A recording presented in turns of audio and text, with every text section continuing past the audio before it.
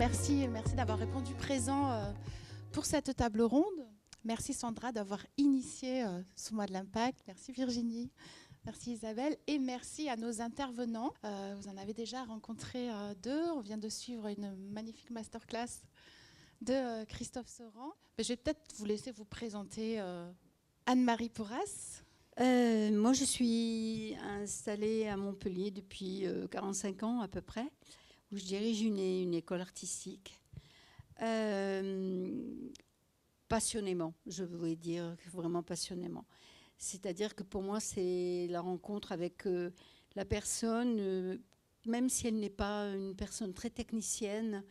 Ce qui est important pour moi, c'est rencontrer une certaine lumière, une certaine énergie qui va me parler. Et ça va être peut-être à ce moment-là le choix d'accompagner cette personne dans son chemin, d'être là le plus présent possible, de pouvoir me retirer de temps en temps et de pouvoir créer avec, discuter avec, construire avec, jusqu'à ce que cette personne s'envole. Voilà. C'est une belle trajectoire, merci. Bonjour, Rémi Soyer, je suis maître de conférence à l'Université Paris 8 dans une formation qui s'appelle Art et technologie de l'image. C'est moins en universitaire que je suis ici qu'en créateur de jeux vidéo. Il y avait toute une époque où j'avais un collectif qui s'appelait Alinéaire, où on essayait de faire des anti-jeux, des non-jeux, de faire des choses assez désagréables avec les jeux vidéo. Et justement, on était plutôt dans une espèce de provocation par le jeu. Donc ça va être un petit peu sur ça dont je vais parler. Merci beaucoup.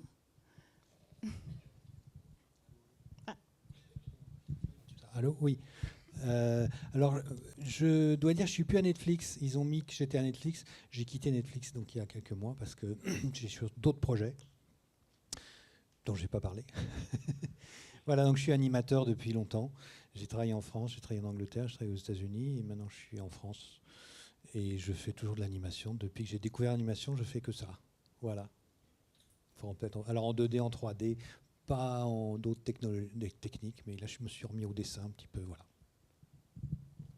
Merci beaucoup. Alors aujourd'hui, on va décortiquer une notion qu'on croit souvent maîtriser, qui est l'émotion dans les pratiques artistiques, dans vos parties artistiques.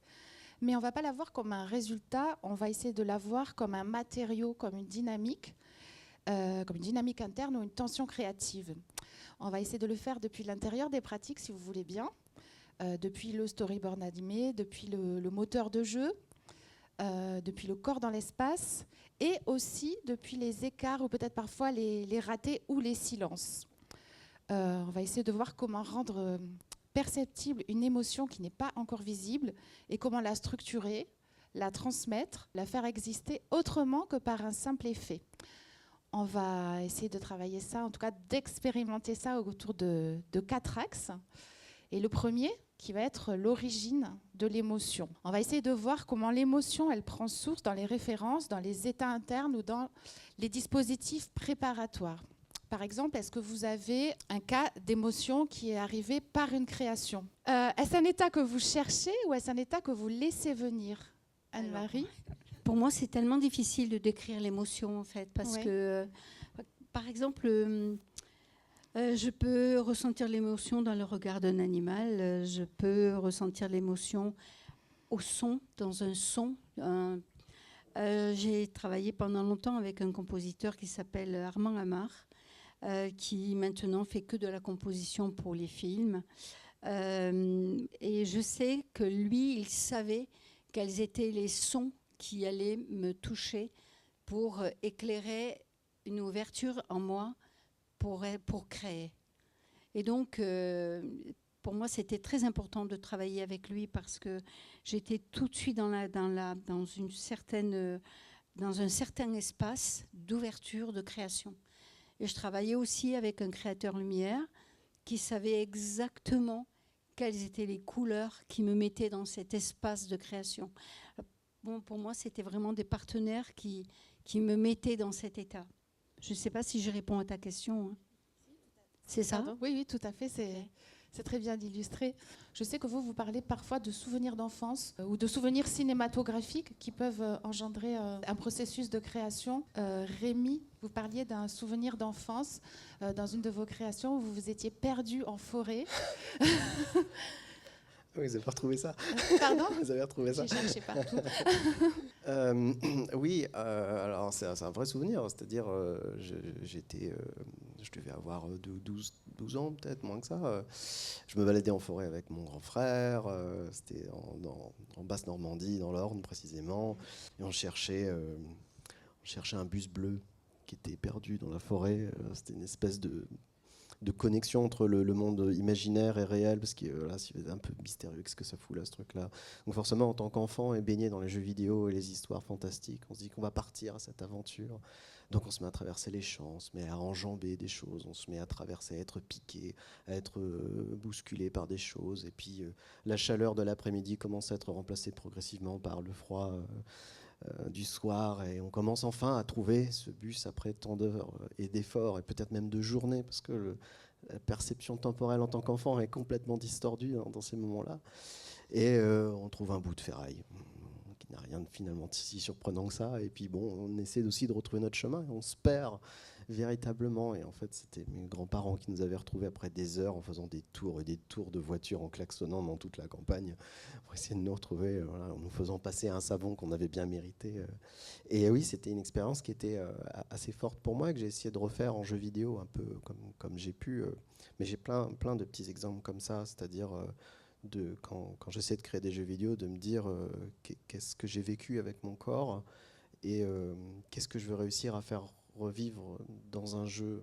Parce que j'aurais plein de choses à dire sur ça, mais voilà, dans un jeu vidéo, il y a cette idée que je vais programmer une expérience à vivre avec un corps, parce que c'est très corporel un jeu vidéo, même si ça a l'air être de l'extérieur très immobile, en réalité une très grande activité corporelle, et c'est comment on va réussir à retransposer ça, comment on va essayer de proposer à la personne d'incarner un personnage qui va, on l'espère, on va vivre cette émotion. D'accord, donc on peut dire peut-être dans ce cas que la création, notamment sur ce projet-là, ça peut être un outil d'introspection ou de réparation. Oui. Non, oui, alors j'ai un autre exemple sur ça, mais je ne peux pas monopoliser la parole. Alors moi, j'ai un souvenir très précis d'une expérience de jeu atroce. Je ne sais pas s'il y a des gens qui aiment les jeux vidéo d'horreur, avec les screamers, je ne sais pas s'il y en a qui est là-dedans. Bon, il y a eu une époque, il y a eu une phase qu'on appelait les Slender-like. Le Slender, c'est un homme en costume qui doit faire 2 mètres de haut, qui a un visage tout blanc, et puis forcément il apparaît quand vous tournez le regard, il marche jamais.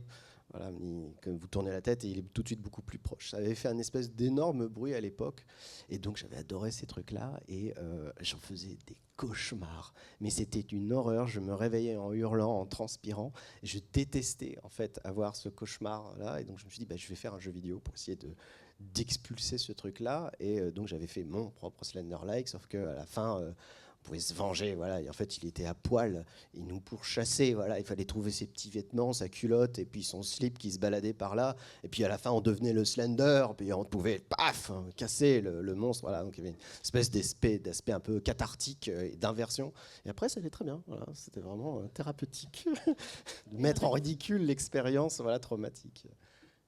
Réponse cathartique à une terreur nocturne.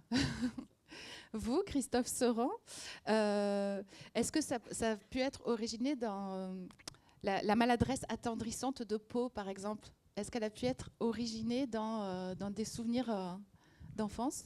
C'est pas moi qui fais ce plan-là.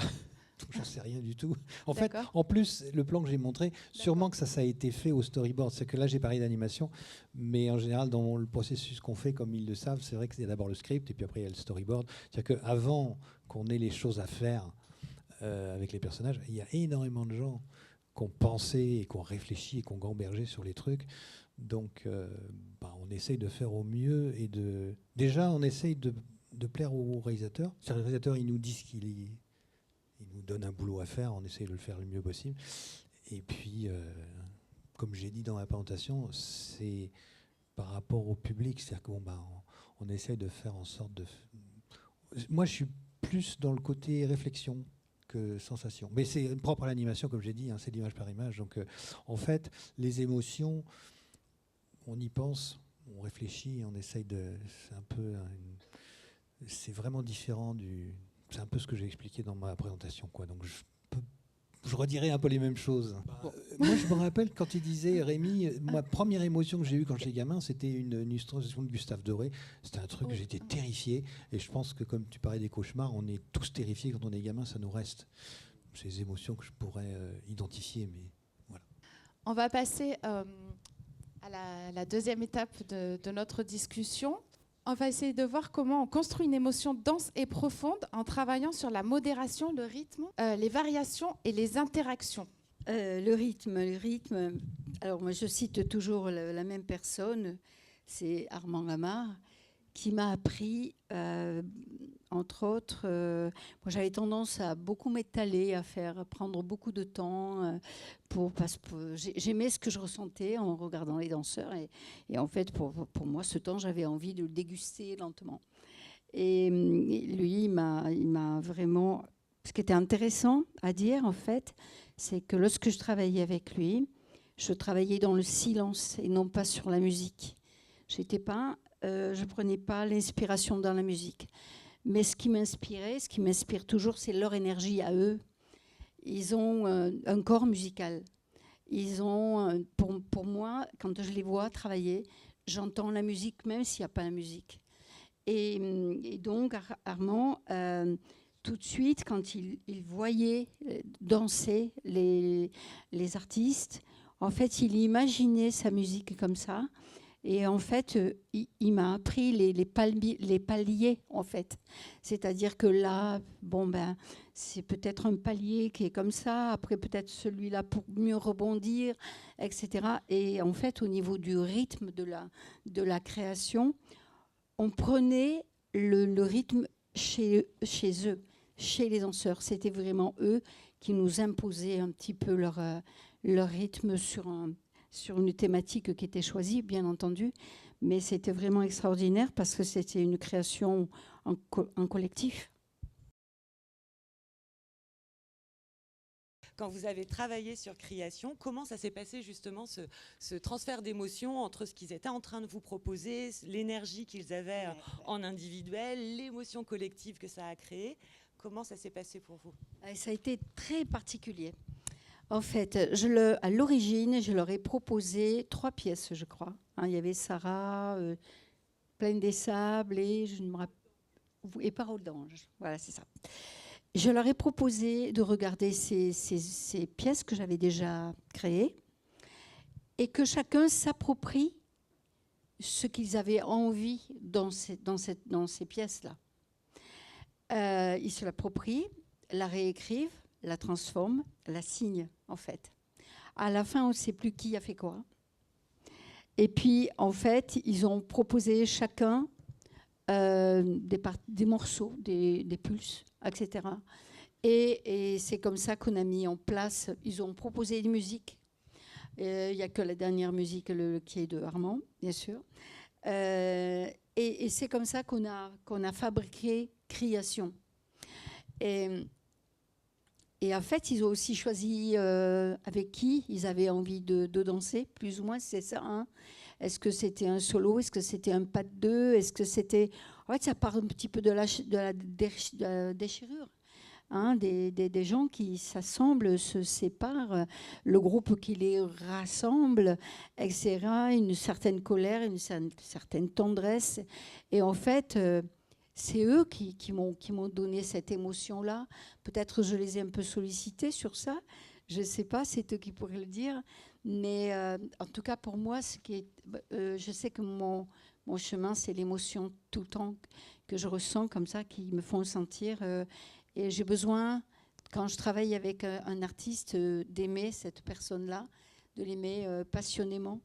J'ai fait passer une seule fois une audition, c'était en Israël, avec des gens que je ne connaissais pas, et pour moi c'est très compliqué de travailler avec des gens que je connais pas. Oui, donc le lien est super important. J'ai un lien très fort avec eux, vraiment. Et il y a un système de déclencheur, c'est-à-dire que vous déclenchez chez eux des émotions en leur donnant des éléments et ensuite ils vous renvoient vers des propositions et vous faites des choix. Ils me renvoient quelque chose, je renvoie, c'est comme du ping-pong, des fois ça ne se passe pas toujours bien, parce qu'ils ont des caractères très affirmés quand même, hein. Mais c'est génial, c'est absolument génial, parce qu'au bout d'un moment, il faut choisir quand même, hein. Alors comment s'opèrent ces choix? On parle pas mal quand même, hein. On parle pas mal. Je ne sais pas si c'est moi qui ai le dernier mot. Oui. Mais c'est fait toujours avec beaucoup de plaisir et d'émotion, franchement. Moi, je les connais depuis longtemps, je les vois travailler depuis longtemps, et qu'ils soient en répétition, qu'ils marquent ou qu'ils fassent à fond, je suis toujours émue. Vraiment, je suis toujours émue de les voir travailler. Parce que je sais qu'ils font pas semblant. Ils sont investis de ce qu'ils font et ils le font vraiment. Ils donnent tout ce qu'ils peuvent vraiment. Bon, ça c'est tout à fait ressenti tout à l'heure. Je pense que Christophe parlait des émotions du public et que c'était probablement, si ce n'est la vérité, la sincérité qui nous permettait de se dire si l'émotion était présente. Là, on a bien vu que pour le public, c'était le cas. Merci beaucoup pour... Ce qui était compliqué, c'est qu'en fait, c'est une pièce qui fait 1 heure. En fait, il fallait faire 17 minutes. Et c'était très difficile de choisir pour respecter l'esprit de la pièce et de choisir. Et qu'en fait, il y en a qui ont dansé sur des morceaux dont ce n'est pas du tout la partition musicale. Mais c'est Kylian qui a fait le montage avec Lou, ils ont travaillé ensemble, j'ai découvert après, on a donné la vidéo à Damien qui a fait sa création lumière. Voilà, c'est génial de pouvoir travailler comme ça.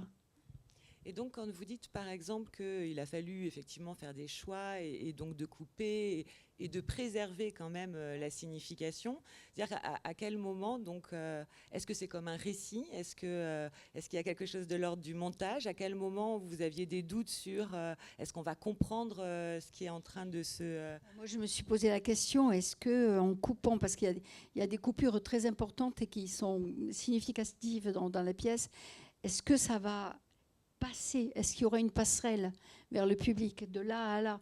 Est-ce que la passerelle va être respectée?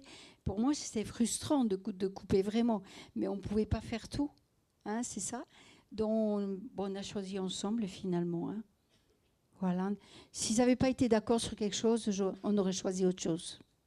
Et là où vous aviez des doutes, donc je m'adresse autant aux danseurs qu'à vous, Anne-Marie, là où vous aviez des doutes sur la compréhension du public par rapport à ces émotions que vous deviez faire passer, sur les moments où vous avez dû couper et donc réinvestir différemment votre proposition. Si vous aviez une question à poser au public sur la compréhension, est-ce qu'il y a quelque chose que vous aimeriez poser comme question?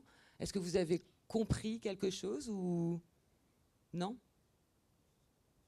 Est-ce qu'il y a des passages où on est censé avoir repéré quelque chose? Bonjour à tous. Du coup, pas forcément, parce que pour moi, une émotion, elle prime par rapport à une histoire. En fait, surtout dans cette pièce, pour moi, il n'y a pas besoin de comprendre est-ce que lui, il a voulu faire ça avec elle ou eux ensemble. En fait, c'est vraiment qu'est-ce que nous, on peut transmettre et qu'est-ce que le public reçoit et renvoie. Et c'est vraiment un échange pour moi entre public et danseurs qui fait que tout ça se crée en fait sans avoir vraiment une histoire, un point A, un point B. C'est vraiment un ressenti, un partage commun. Voilà. Et donc sur ce partage-là, si vous demandiez à mettre des mots sur le type d'émotions ressenties par le public, est-ce qu'il y a des émotions clés que vous vous attendiez à ce que le public ressente? Est-ce qu'il y a, puisque c'est un partage, vous avez une projection finalement du type d'émotion attendue?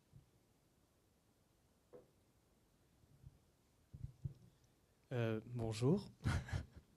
Moi, je ne pense pas qu'il y ait une émotion à proprement parler où on va s'attendre, nous, en tant qu'artistes, sur cette pièce en tout cas, à attendre du public d'avoir une réponse exacte et précise, parce que l'interprétation est quand même assez libre.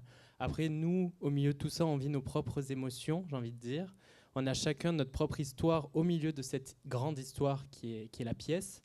Mais comment on va recevoir le public, ça c'est de l'ordre de l'imaginaire, donc c'est le public qui va le ressentir d'une manière ou d'une autre. Et je suis sûr que si on demande à une personne ou à une autre, elle n'aura pas du tout le même ressenti, pas du tout vécu la situation de la même manière, selon le point de vue qu'elle aura eu. Déjà rien que si on est placé d'un côté ou de l'autre de la salle, je pense qu'on ne voit pas les mêmes choses. Et vu qu'il se passe certaines fois plusieurs choses en même temps, peut-être qu'une personne va voir ce qui se passe là ou une autre ici. Et en fait, il ne va pas vivre l'histoire globale de la même manière, mais au final, je pense que tout le monde ressent l'émotion et l'énergie que la pièce propose. Voilà. Je sais pas si... Et si c'est bien parce que vous terminez par le terme énergie et j'ai quand même aussi l'impression que c'est le registre des sensations qui se dégage et en tout cas moi j'avais vraiment cette idée d'émotion guerrière mais c'est ma représentation des choses et probablement chacun s'est fabriqué son image et peut-être il y a quelque chose de générationnel aussi, enfin, il y a quelque chose de tragique dans la manière de montrer les relations qui peut-être parfois sont très liées aussi à une approche d'une génération sur un devenir, une situation un peu instable, insécurisante, etc. Donc je reprends aussi ce que tu expliquais tout à l'heure Christophe sur les différences d'un public dans sa réception. Il y a aussi cette approche culturelle, générationnelle. Évidemment, j'ai fait avec et chacun d'entre nous son référentiel au moment où on se laisse quand même complètement emporter par votre proposition. Donc voilà, j'avais envie de vous entendre et c'est pour ça que je me suis permise un peu sur création. Est-ce que peut-être maintenant partir plus sur les projets de Rémi ou tu voulais parler de manière... alors je ne sais pas si tu as quelques images sur les différents projets de jeux pour nous expliquer un peu comment tu mets... Si j'ai Internet, je peux montrer un truc tout de suite. Bien sûr. Non. Ah non. Non, eh bien, on n'a pas Internet. Bon. Moi j'ai dit bien sûr. Tant pis, c'est pas Bah, bien grave. sûr. Bon, je vais donner le lien, comme ça vous pourrez le voir chez vous. C'est, ouais, alors, il y a des plateformes de partage de jeux vidéo. Il y en a une qui s'appelle itch.io. Éventuellement, je pourrais donner le lien. Ah, il y a Perdu en forêt. Il y avait Perdu en forêt juste là. Ah ouais. Voilà. Alors, ouais, Perdu en forêt, donc oh là. c'est quand même 2014, donc c'est dans tes projets. Ah ouais, waouh, c'était il y a longtemps. Alors en plus, ça c'est une adaptation. En fait, j'avais fait ça, j'avais utilisé de l'électronique. En fait, c'était, je voulais faire une expérience à 2 joueurs en fait, et je voulais que l'expérience ce soit sensorielle. En fait, c'est quelque chose qui m'a toujours intéressé dans les jeux vidéo parce que souvent, quand on joue avec des jeux vidéo, que ce soit avec une manette ou un clavier, ce qui sont la plupart des contrôleurs, c'est un peu froid.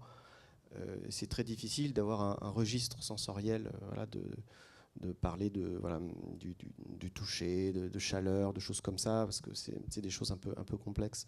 Donc c'est pour ça que j'ai commencé à m'intéresser à l'électronique et essayer de créer mes propres contrôleurs. Et dans cette expérience-là, notamment, j'avais un dispositif qui me permettait de détecter si les 2 joueurs se tenaient par la main. Et l'essentiel du jeu, il fallait se tenir la main. Et quand on se tient la main, les 2 personnages virtuels se tiennent vraiment la main et pouvaient s'accompagner. Si on relâchait la main, en fait, les 2 personnages s'éloignaient et ça les mettait un peu en difficulté, en douleur. Et donc, ce qui faisait que c'était un jeu où on jouait avec un partenaire en se tenant tout le temps la main.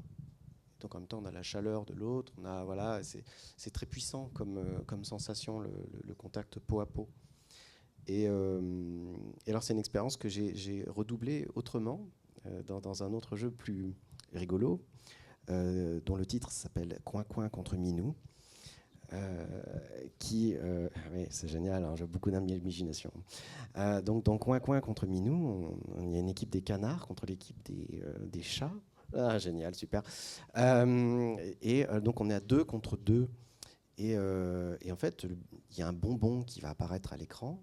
Quand le bonbon il apparaît, il faut frapper dans la main de son partenaire, mais plus rapide que l'équipe adverse. C'est très important. Et donc on est tout le temps dans une espèce d'état de tension comme ça. Et au moment où on frappe la main, voilà, on le claque, et puis si on est rapide, on a attrapé le bonbon.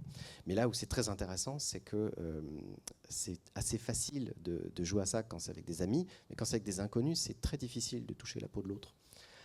Et en fait, la vraie difficulté, c'est pas justement d'attraper le bonbon, c'est d'avoir une expérience tactile avec des inconnus. Et c'est là où ça devient drôle. Et alors, j'anticipe peut-être une de tes questions, mais je la trouvais intéressante sur comment les choses avaient dépassé. Et pour Coin Coin contre Minou, j'ai un exemple très précis. C'est un jeu, c'est une installation voilà, qu'on a exposée dans pas mal d'endroits, notamment en médiathèque. Et donc en médiathèque, il y a surtout un public enfant et adolescent qui adore détourner les règles. Donc c'est extraordinaire quand on crée des jeux parce qu'on est sûr que tout va être cassé. Et là, en l'occurrence, il y avait un groupe d'ados, pré-ados, qui se sont dit, OK, on va voir jusqu'à quel point, ils avaient bien compris l'électronique derrière, ça détecte des gens. Et donc, ils ont fait une chaîne humaine, et on était 10 contre 10, à essayer de voir comment est-ce qu'on peut tous claquer les mains en même temps. Et puis, donc, il y avait une expérience complètement collective comme ça de jeu, et qui m'avait complètement dépassé, quoi, mais qui était assez marrante, quoi.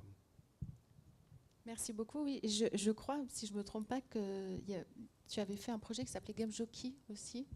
Ouais, alors Oui, ça c'est vraiment après parce que tout ça c'était, je dirais, donc au début j'avais fait des jeux vidéo vraiment un peu classiques où voilà, on télécharge un logiciel, on joue chez soi, je sais pas qui va jouer, j'ai pas la réaction du joueur, si ce n'est les insultes sur mon site, voilà. Donc ok, mais c'est très frustrant en fait quand on crée des jeux vidéo pour ça parce qu'on a un peu une absence de retour, voilà, si ce n'est éventuellement par de la critique et parfois des critiques positives bien sûr. Et donc à un moment j'avais essayé je voulais m'intéresser donc plus à l'aspect corporel et sensoriel. C'est comme ça que j'ai fait plus d'électronique où j'ai essayé justement voilà, de travailler avec le corps en entier en faisant des gros boutons, en travaillant avec des groupes d'individus qui devaient du coup se chevaucher dans l'espace et du coup se perturber, voilà, et vraiment jouer sur l'espace scénique finalement au sens théâtral même en fait du jeu vidéo et d'amener cette expérience là dans l'expérience du jeu vidéo. Et finalement en regardant les personnes jouer, je me disais c'est quand même dommage, on passe des semaines, des mois à penser une expérience de jeu qu'on prototype entre nous et au moment de la représentation on a des retours qui sont extrêmement intéressants qu'on aimerait bien insérer pour itérer en fait.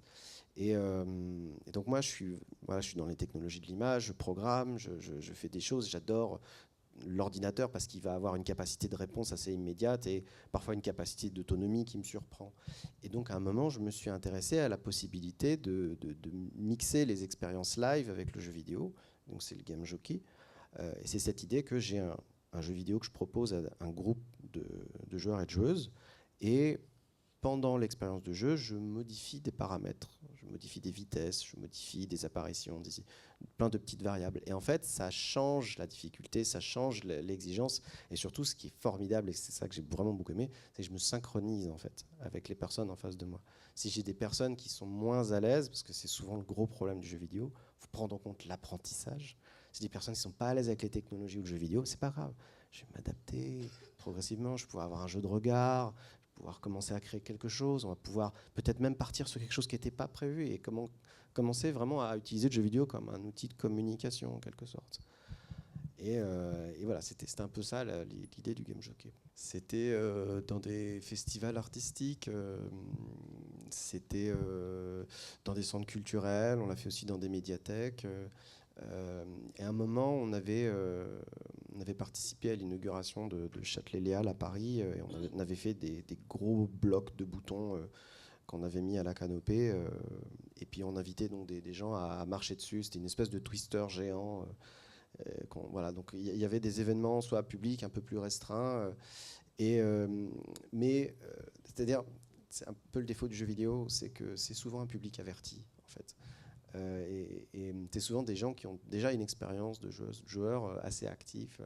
Et moi, ce qui m'intéresse, c'était de toucher surtout des personnes qui étaient un peu extérieures à ça. Parce que le jeu vidéo, il est très codifié culturellement, et c'est une bulle qui est très difficile à percer. Moi, j'avais commencé à essayer de créer des jeux vidéo en disant, voilà, j'ai envie que mes parents ils puissent jouer à mes jeux vidéo, en quelque sorte. Donc, à quel point je vais pas faire quelque chose de peut-être trop complexe, essayer de comprendre comment je m'adapte, comment je peux prendre en compte ça, comment ils vont apprendre à utiliser ces outils-là, et comment dans leur action avec l'image, il va, je l'espère, ressentir quelque chose. Et tu n'as pas pu mettre complètement de côté ton boulot de chercheur, c'est-à-dire que tu as probablement créé un protocole pour analyser les réactions des gens? Non, pas du tout?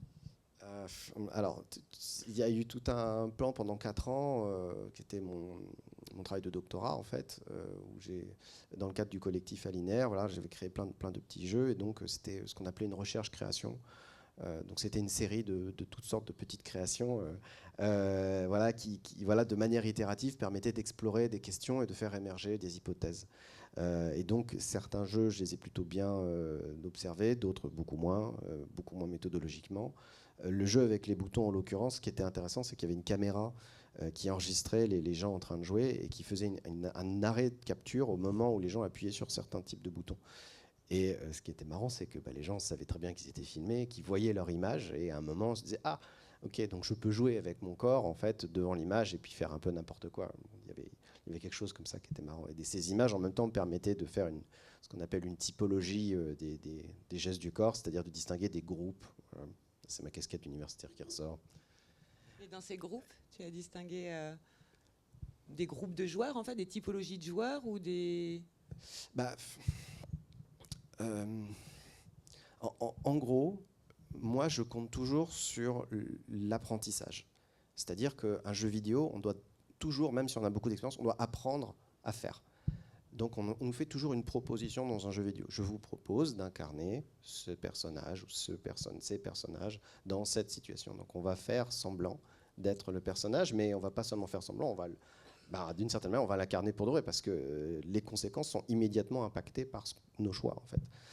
Et cet apprentissage, j'aime bien jouer avec, parce qu'on se projette. Je pense qu'en faisant ça, il va se passer ça. Mais en fait, non, pas du tout. Et là, on peut jouer sur un effet de surprise qui peut être vraiment lié à des décalages comiques. Et moi, dans mes jeux vidéo, j'ai souvent essayé de jouer un petit peu sur ça, sur comment faire naître du rire. Par exemple, il y a un jeu que j'avais fait qui s'appelait Trump Stalk, que j'avais fait il y a 7 ans, qui reprend un peu les mimiques de Donald Trump, parce il est incroyable à caricaturer. Il a toujours des mimiques qui sont fascinantes, je trouve. En plus du personnage infect qu'il est. Mais il a des mimiques, et je trouvais que dans ce jeu, on va incarner Trump qui fait un discours, puis on contrôle, on comprend que on peut le faire dire des choses, et puis en fait on comprend qu'il y a un moment, il commence à se transformer en animal. Et en fait, il y a une espèce de bestialité qui commence à arriver, et on se rend compte qu'en fait, c'est pas seulement qu'on contrôle le personnage, ça devient presque une sorte d'instrument de musique. Il y a une espèce de progression comme ça de l'apprentissage, et au bout d'un moment, de manière assez synchronisée, le personnage devient complètement un personnage de Woody Woodpecker, une espèce d'aigle d'américain, tout ça. Et ça devient une espèce de cacophonie visuelle et sonore, et puis, allez, discours, au revoir. Des espèces de progression comme ça, moi que j'aime beaucoup, qui est on se dit on va se projeter sur une action, et en fait de virer complètement sur complètement autre chose. Mais c'est quelque chose qui m'est arrivé il y a quelques années, les danseurs le savent de la compagnie, mais que j'en parle souvent et c'est ancré en moi. Il y a quelques années, j'ai donné des cours de danse à des sourds-muets, de naissance, bien sûr, des malentendants. Et on me disait, pour qu'ils sentent le tempo, il faut taper sur un tambour, parce qu'ils vont sentir les vibrations, blablabla. Bla, bla, bla. Bon, ok, mais en fait, j'avais commencé comme ça, mais c'est pas vraiment, j'avais l'impression de pas respecter un petit peu, de respecter la situation. Donc j'ai arrêté ça. Et ils n'étaient pas des danseurs, hein, c'était des amateurs. Et en fait, je leur ai montré des mouvements comme ça, tout simples. Et en fait, comme ils ne s'entendaient pas et qu'ils n'avaient pas l'angoisse du son qu'ils étaient en train de donner, j'ai entendu par leurs mouvements le son du mouvement. C'est-à-dire quand ils sautaient, ils émettaient un certain son, quand ils glissaient un autre son, quand ils tournaient un autre son. Et c'était absolument merveilleux parce qu'il y avait une cacophonie qui ressemblait à une symphonie. Et ce qu'il y avait de fou, c'était la concentration. Alors que je ne disais pas 5, 6, 7, 8 pour partir, ok ? Ils étaient comme ça dans l'espace, ils se regardaient et ils partaient en même temps. Alors qu'ils n'entendaient pas de musique, il n'y avait rien pour les soutenir. Et il y avait au niveau sonore une symphonie absolument merveilleuse qui reste à jamais gravée dans mon cœur. Parce que c'était vraiment très créatif, c'était vraiment très très beau, c'était vraiment le son du mouvement. Voilà, donc je D'accord. voulais le partager parce Mais- que je trouve que c'était une expérience que je porte toujours en moi. Et chaque fois que je peux en parler, j'en parle. Il y avait vraiment eu une intensité émotionnelle plus significative. Moi, que- j'étais dans l'émotion chaque fois et j'ai toujours travaillé comme ça avec eux après. Comme on a vu la création d'Anne-Marie, comme on a entendu Christophe, je veux m'assurer que pour passer aux questions, tu avais peut-être d'autres projets que tu voulais nous présenter. Peut-être plus par anecdote, c'est-à-dire qu'en fait, tout cet aspect de jeux vidéo dont je parle, c'est des choses que j'ai arrêtées un peu il y a 4 ans. C'est presque une autre vie, en fait. Et c'est marrant parce qu'en en parlant, je me reprojette dans un passé de moi d'il y a plus de 10 ans.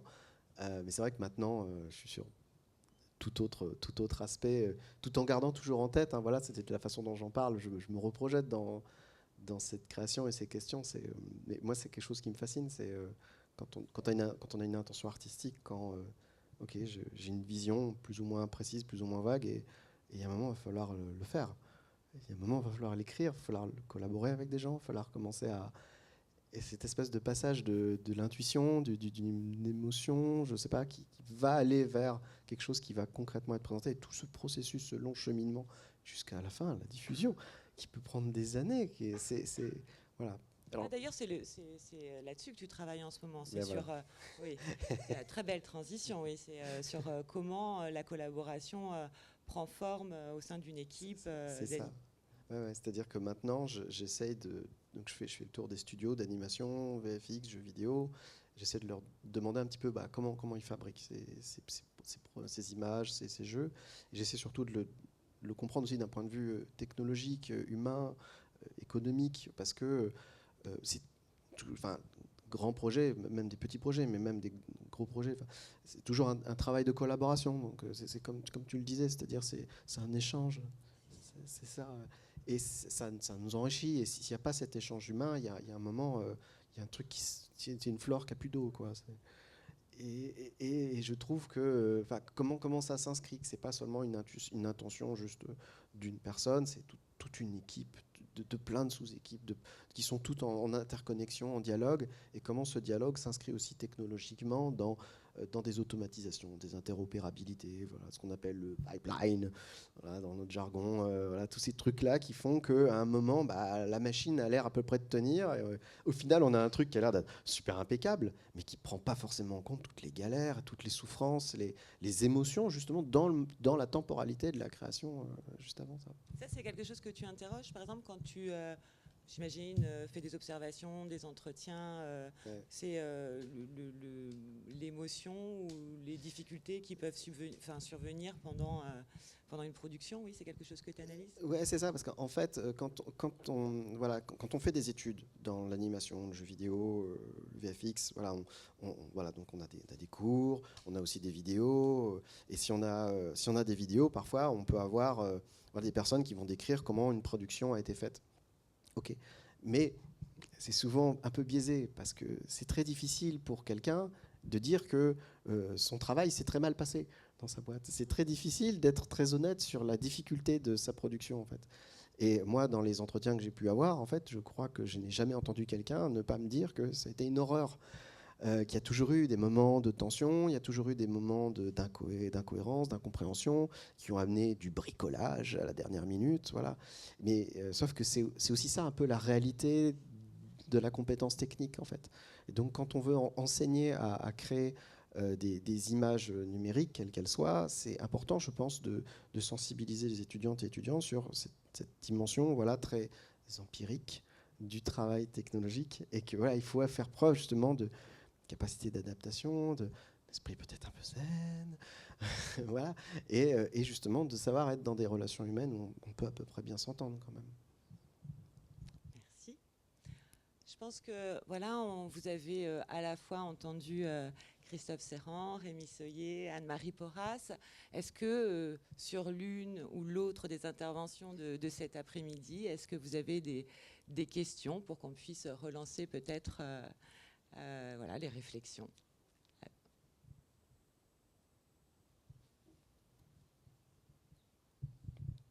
Bonjour, moi j'ai une question pour Monsieur Serrand. C'est par rapport à la prise de référence en animation.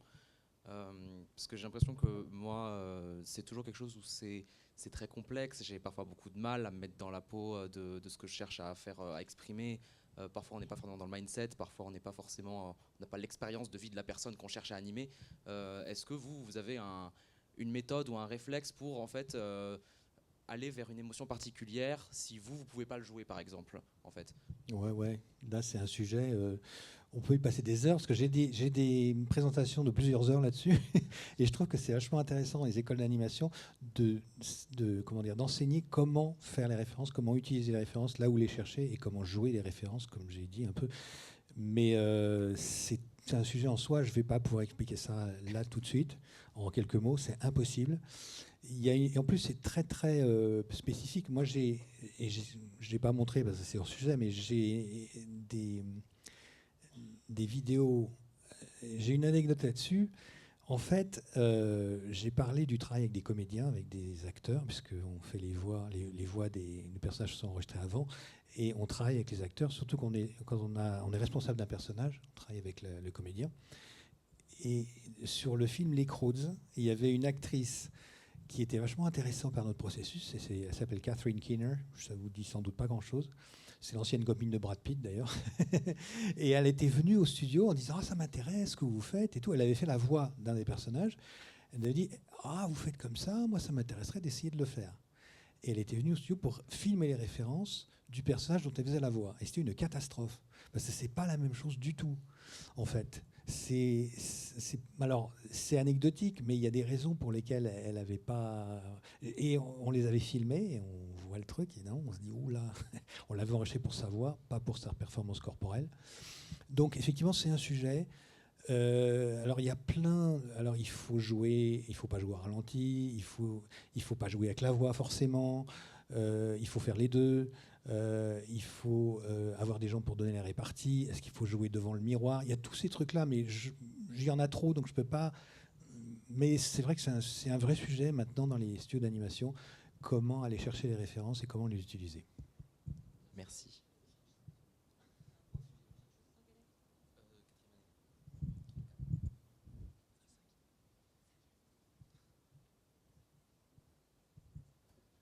Du coup, toujours pour la même personne.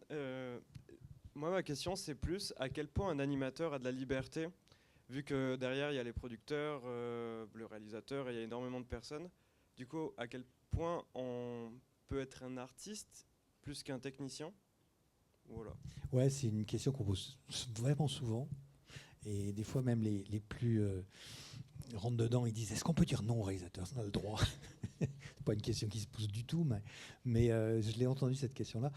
En fait, ça dépend. Moi, je suis pas auteur du tout. Pour avoir la liberté, il faut être auteur. Mais on a énormément de liberté quand même. Je veux dire, évidemment, on peut. Ça dépend des projets sur lesquels on travaille, mais les gens nous font vraiment confiance dans la mesure où enfin, c'est des paramètres. On est dans la figure imposée, nous on n'est pas dans la figure libre. Donc évidemment, ce qu'on essaye de faire, c'est de faire en sorte de comprendre la vision du réalisateur, du scénariste, et puis d'illustrer ce que les acteurs ils ont mis dans leur jeu de la voix, quoi, en fait. Mais moi, mon expérience américaine, elle a été qu'on nous fait vraiment confiance et on nous demande d'être très, très, très créatifs. Alors, ça ne veut pas dire qu'on va suivre ce qu'on fait, c'est-à-dire qu'ils nous demandent d'avoir plein d'idées. Après, ils choisissent dedans, ils nous disent oui, ça, tu commences, puis après, non, on va changer, etc. Mais on nous demande toujours d'avoir une attitude très, très, très créative. Donc, après, c'est personnel. Hein. Je dirais, il y a des gens, ils disent ah, bah oui, mais non, moi, je ne peux pas faire ce que je veux. Bah, fallait pas. Enfin, je veux dire, faut aller ailleurs à ce moment-là. Je veux dire. Mais on n'est pas bridé. Moi, j'ai travaillé en France et j'ai l'impression qu'en France, c'était très. Enfin, bon, ça fait longtemps. Hein. Mais aux États-Unis, j'ai l'impression qu'on était plus libre de faire ce qu'on voulait. Alors évidemment, c'est très hiérarchique. Hein. Comme disait Rémi, dans les grandes entreprises, il y a énormément de monde. Ça dépend si on bosse sur un petit court-métrage à 3 ou 4 ou dans des films où il y a 300 ou 400 personnes parce qu'il y a une hiérarchie, il y a énormément de canaux de communication, il y a des égos, il y a des tas de trucs dont beaucoup on n'en parle pas. D'ailleurs, moi j'en parle des fois dans les bah, il faut dire la réalité. Alors évidemment, des fois ça a des conséquences, des fois non. Il faut un peu marcher sur des œufs. Mais non, il y a quand même de la liberté. On est quand même des artistes. On n'est pas. Moi, je trouve qu'on est des artistes. On n'est pas des techniciens. Moi, les outils, je m'en fous. Je veux dire, parce que un truc qui me hérissait, c'est de parler d'animation conçue par ordinateur. Les films conçus par ordinateur, l'ordinateur, il ne conçoit rien du tout. On n'a jamais dit l'animation conçue par le crayon ou le papier. Alors pourquoi on disait conçue par ordinateur, je ne sais pas. Mais non, on est des artistes, les techniciens, on n'est pas vraiment des techniciens. On utilise une technique, on maîtrise une technique. Ça s'appelle la virtuosité. Un pianiste, il dit virtuose, mais je veux dire, virtuose, ça ne veut rien dire, quoi. Voilà. Est-ce que je peux juste reporter la question? Est-ce que tu as observé différentes réflexions à ce sujet-là quand tu parles d'avoir interrogé différents studios? Est-ce que par exemple c'est une question qui te revient, le manque de liberté ou...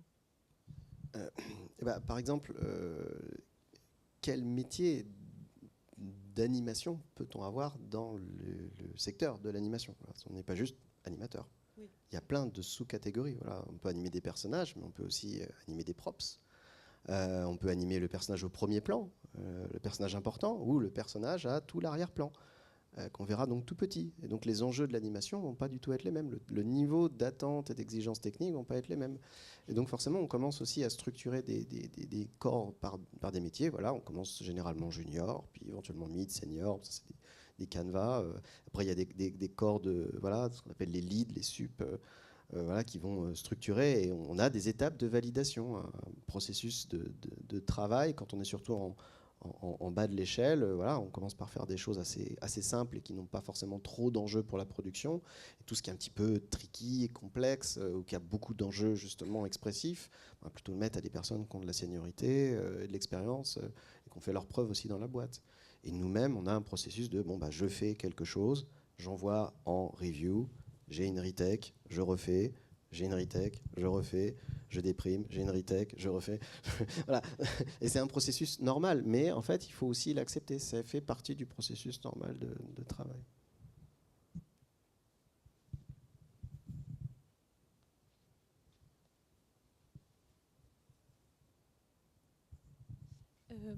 Si l'un des intervenants peut me répondre, c'est pas forcément pour quelqu'un en particulier, mais comment est-ce que vous arrivez à canaliser vos émotions ou vos expériences personnelles pour les transmettre à votre public et que chacun s'y retrouve et s'y représente? Comment est-ce que vous arrivez à canaliser vos émotions ou vos expériences personnelles pour les transmettre à un public et que chacun y retrouve quelque chose en lui et que s'y représente, s'y retrouve?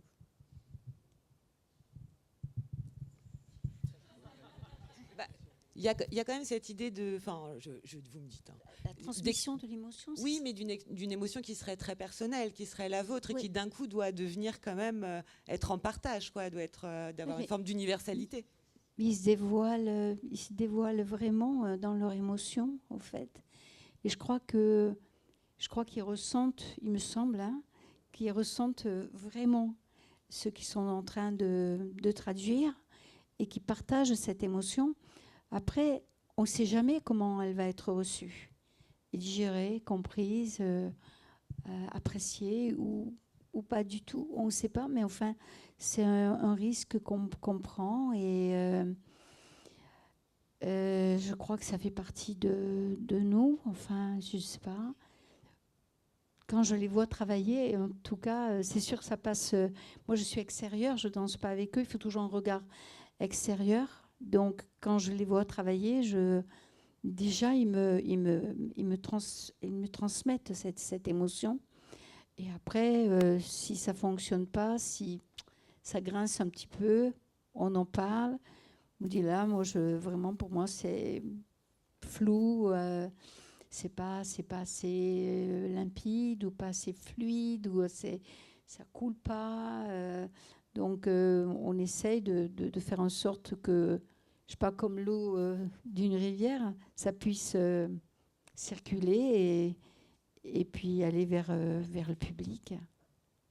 Je sais pas si j'ai répondu à votre question. Hein. C'est ça? Ouais.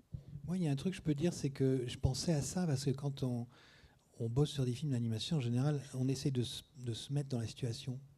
Ouais. Qu'on voit le storyboard et puis évidemment l'acteur, l'animateur ou l'acteur, on se dit et si j'étais en situation là, comment je réagirais en fait? On essaie de se mettre dans le truc. Hein, ouais.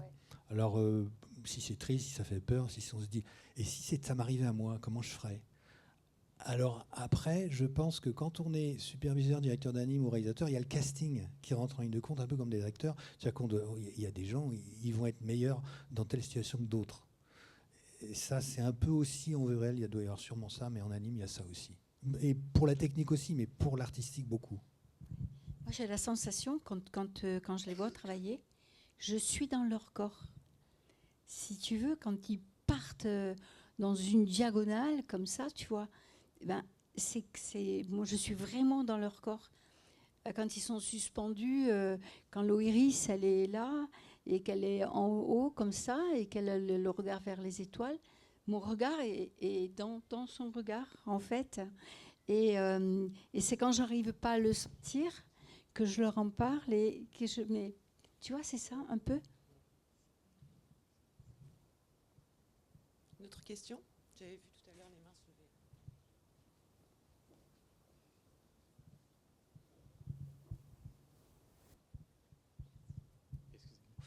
Est-ce que vous avez déjà travaillé sur un projet qui vous a impacté mentalement, mais qui, par exemple, le sujet était trop lourd et qui vous a impacté mentalement? Vous avez trop incarné le personnage. C'est à moi, tu dis? À vous tous. Excusez-moi. Est-ce que vous avez déjà travaillé sur quelque chose qui vous a vraiment impacté Mais moi, c'est toujours la dernière création que j'aime, en fait. Je les aime toutes, mais je suis complètement investie dans la dernière création. Mais il y a eu un pas de deux que j'avais voulu mettre en place, que j'ai appelé Parole d'ange. Et en fait, je voulais jouer entre les espaces. Et donc, j'ai travaillé avec un danseur africain, très massif, très musculeux, très terrien, et une trapéziste, en fait, mais le trapèze était bas, c'est-à-dire que quand elle tendait les jambes, elle touchait la terre. Et je suis partie de la chanson de Juliette Gréco, un petit poisson et un petit oiseau s'aimer d'amour tendre. Mais comment s'y prendre quand on est dans l'eau, en fait? Je parlais de deux espaces qui parfois ne peuvent pas se rejoindre, en fait. Le ciel et la terre, c'est difficile. Comment? Ils font partie de ça, de cet univers, mais est-ce qu'ils se rejoignent quelque part, en fait? Et je voulais traduire, en fait, ces deux corps, comme ça, où ça se balançait en haut, que lui, il était en bas, et lui, très en danse traditionnelle africaine, et elle, très aérienne. Et j'aimais ce contraste, j'aimais vraiment beaucoup ce contraste. Et ce qui était intéressant de travailler avec eux, c'est que moi, je ne connaissais pas la danse traditionnelle africaine, et je ne suis pas trapéziste. Mais en fait, je leur donnais les émotions que j'avais envie, je leur donnais les trajets dans l'espace, comme ça, les arrêts, les suspensions, les coups en impact, les ruptures, ou d'un seul coup l'eau, ou je parlais en images, en fait, comme ça. Et c'est comme ça que j'ai été très, très émue de faire cette pièce, parce qu'il y avait une différence entre eux. J'aime bien les différences. Et j'avais cette différence de corps et d'espace qui m'a beaucoup, beaucoup touchée. Est-ce que, et dites-moi si ça correspond, est-ce que Christophe et Rémi en correspondance, est-ce qu'il y a des sujets tellement durs? Est-ce que c'est ça aussi? Est-ce qu'il y a des sujets tellement durs que finalement c'est difficile d'y aller et d'animer ou de porter un projet sur cette thématique? Alors, j'avais fait un projet de jeu vidéo commandé par la médiathèque Václav Havel en lien avec l'association La CIMAD, qui est une association qui accompagne les migrants en France. Et c'était un projet, c'était en 2000, quand c'est en 2010, non, c'était en 2007, je crois. Non, 2015. C'était une période où il y avait une grande vague en plus de migration en France, et dans Paris, en fait, il y avait plein de groupes de familles qui dormaient dans les rues. Et donc il y avait un climat là-dessus, et il y avait la volonté de la CIMAD d'essayer de sensibiliser sur la difficulté actuelle de l'accueil des migrants, de la misère que ça allait, des enjeux politiques et tout ça. Et donc moi, on m'avait proposé d'aller dans les locaux de la CIMAD, de rencontrer toutes sortes de migrants. Et donc je suis allé voir, j'ai écouté des histoires, et j'ai écouté toutes sortes de situations tellement variés que c'était impossible de généraliser en fait.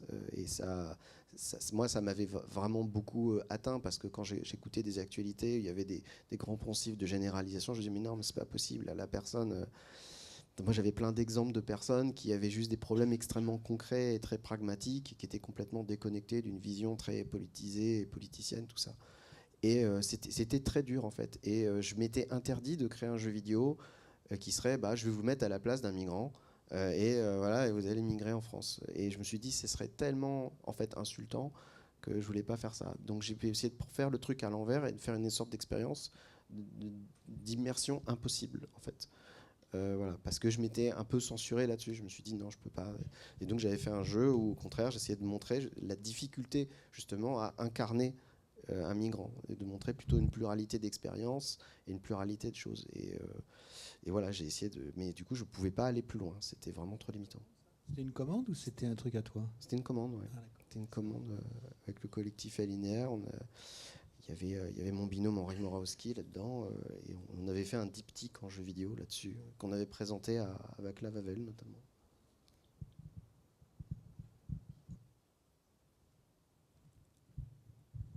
Tu voulais rebondir, Christophe, là-dessus? Non, parce que moi, ça ne m'est pas vraiment arrivé. Ça. C'était plutôt les équipes qui étaient un peu, des fois... Il y avait des difficultés sur un thème? Non, pas sur un thème. C'était les gens qui sont pas intéressants ou le sujet qui est pas intéressant. Mais non, en fait, c'est pas un truc... non, moi, ça m'est pas arrivé, ça.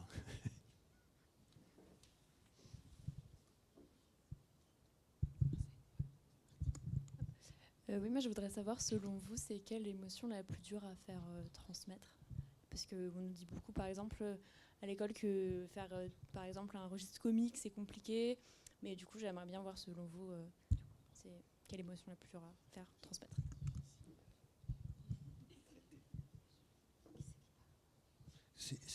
La question, c'est l'émotion la plus compliquée à transmettre, c'est ça? Pour tout le monde, ouais. Moi, non, j'en ai pas, en fait. J'ai pas eu de... Je pense que l'émotion que j'aurais eu du mal à transmettre, c'est les émotions qui ont rapport au sexe.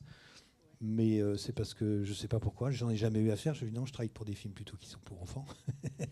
Mais des fois, je vois des courts-métrages d'animation où il y a des trucs un peu, quand même un peu hard. Moi, je pourrais pas ça. Mais c'est personnel, je pense. Mais par contre, la sensualité...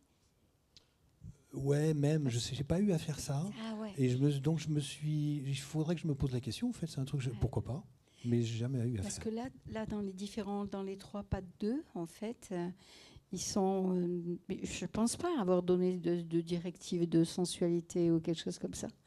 Je leur pense pas leur avoir demandé, mais... Mais c'est eux qui ont eu envie vraiment, oui, tu mais vois, ça, c'est parce que c'est à cause du corps et du jeu en direct, en voilà, animation, comme j'ai dit dans la préparation. Oui. C'est lié au processus, ça, je pense. Oui. Mais oui. Ouais.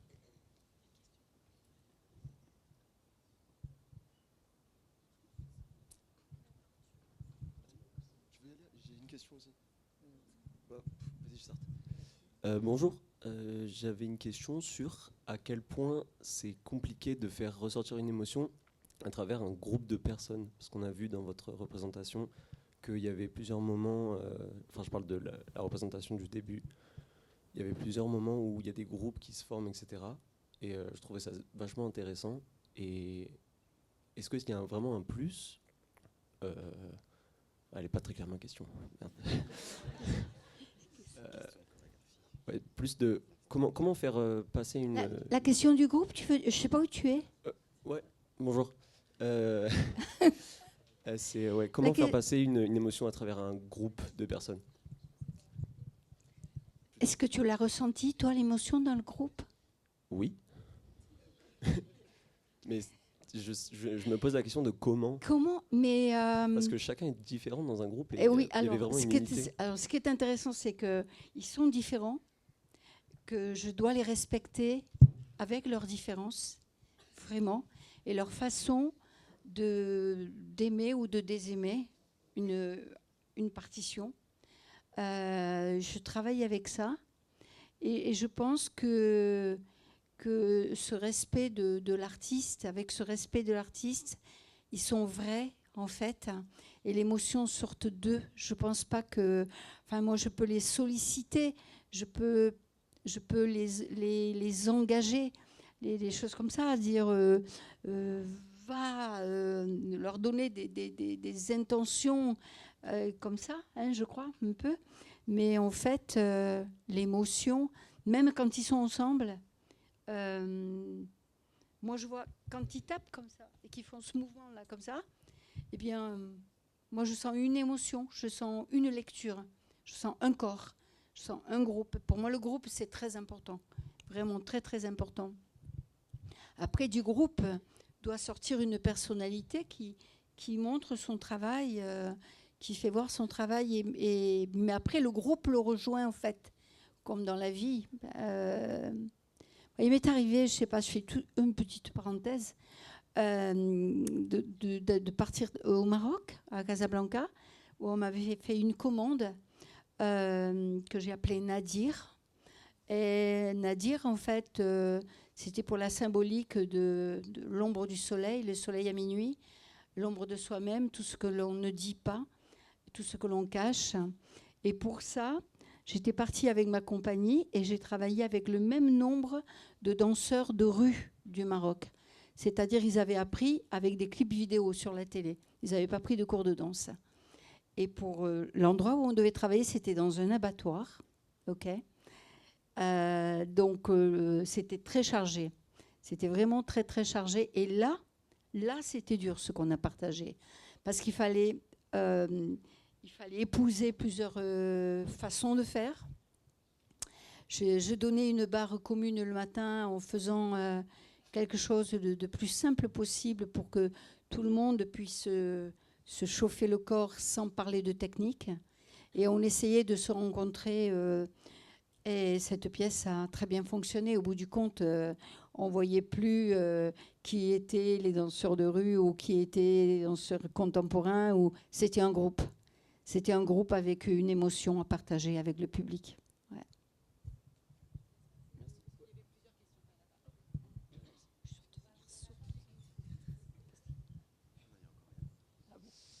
Bonjour aussi. Peut-être plus qu'une question, c'est un peu une réflexion par rapport à ce que vous disiez. Avec la danse, on a ce transfert d'énergie entre les danseurs et le public, les spectateurs. Donc c'est un peu un dialogue, un dialogue implicite entre les acteurs et les spectateurs. Dans votre proposition de jeux vidéo sous forme d'installation, on a aussi cette interaction entre les deux joueurs et le game master et aussi le médium finalement. Et je trouvais que en cinéma d'animation, on travaille sur un médium qui n'est pas en interaction finalement avec le spectateur. Donc quel peut-être début de piste on pourrait avoir pour mettre en lien le public avec ce qu'on lui présente et avec ce qu'on veut lui faire ressentir. Je pense par exemple au réalisateur du Truman Show qui avait voulu intégrer à son film une reprojection de la salle en direct dans le film, et comment aujourd'hui on pourrait faire un peu évoluer ce médium du film qui reste très figé finalement vis-à-vis du spectateur. Moi, le Truman Show, j'ai pas vu en plus. Alors que je peux pas répondre à ça. Hein. Je suis pas du tout... Désolé. Non, ça me... Il faudrait que je vois parce que... Je pense que ce qui était formidable aujourd'hui, c'est qu'on a vu une palette d'expressions artistiques assez variées et qui ont aussi en commun globalement des désirs de partager des imaginaires. Donc au final, même si les arts voilà, on leur met des étiquettes, tous les arts ont en commun finalement d'être... C'est un grand poncif, hein, franchement. C'est des expressions humaines.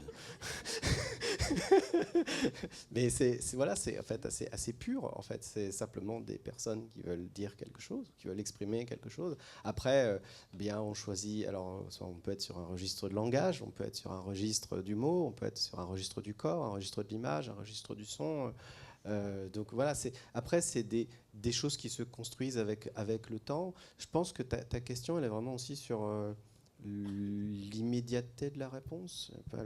Ouais, c'est ça, je crois, le direct et le différé, en fait. Ouais, le direct, il y a un peu de ça aussi. Parce que nous, on est dans le différé, vous êtes dans le direct, les jeux vidéo, les gens, ils jouent en direct. Et au spectacle, ils viennent voir un spectacle sans ces acteurs. Mais le spectacle, on va au spectacle pour le divertissement, mais moi, le divertissement, je l'ai fait une image après l'autre, quoi, en gros. Et ça dure des années. Et puis après, on monte le truc, et on n'est pas en direct. Alors qu'en jeu vidéo, c'est plus un peu les deux, peut-être, non ? Ouais, mais en même temps, c'est un peu frustrant, parce que le jeu vidéo qu'on joue, il est en direct, mais pour le créer, bah là aussi, ça met des mois et des années. Alors, il y a un côté à la fois différé, direct. Ouais. Et c'est pour ça, justement, que je m'étais approché de cette histoire de Game Jockey, pour retrouver vraiment le direct du direct. Vraiment, est-ce qu'on peut vraiment co-construire dès le début, de l'intention jusqu'à... En fait, c'est plus proche du théâtre, là, de la danse. C'est-à-dire, les gens, ils vont au théâtre, les acteurs, ils sont là, sur scène. Au cinéma, c'est en live, mais c'est en différé quand même.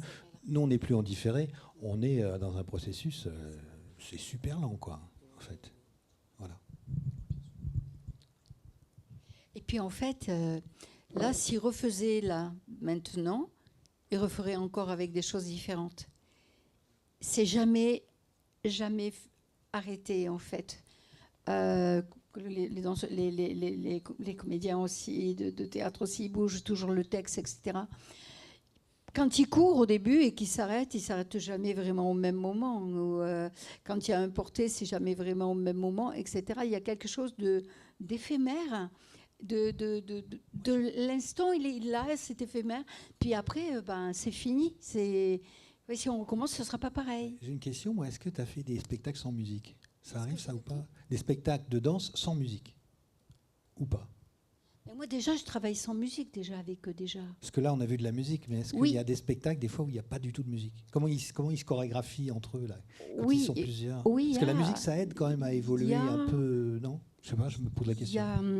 Il y a une dame qui m'a dit ça. Dernièrement, elle avait un spectacle au Châtelet où c'était 3 heures sans musique. Et elle m'a dit le nom de la compagnie. Elle m'a dit qu'elle était sortie complètement déprimée, en fait.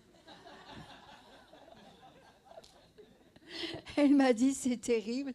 J'étais complètement déprimée. Mais j'ai oublié le nom de la compagnie. C'est une compagnie contemporaine. Non, c'est mieux de pas la dire. Et je sais. Est-ce qu'une dernière question, qu'on arrive à la fin ? Ou est-ce que tout le monde a pu poser ses questions ? Un grand merci à chacun pour cette traversée dans les émotions, à toutes et à tous.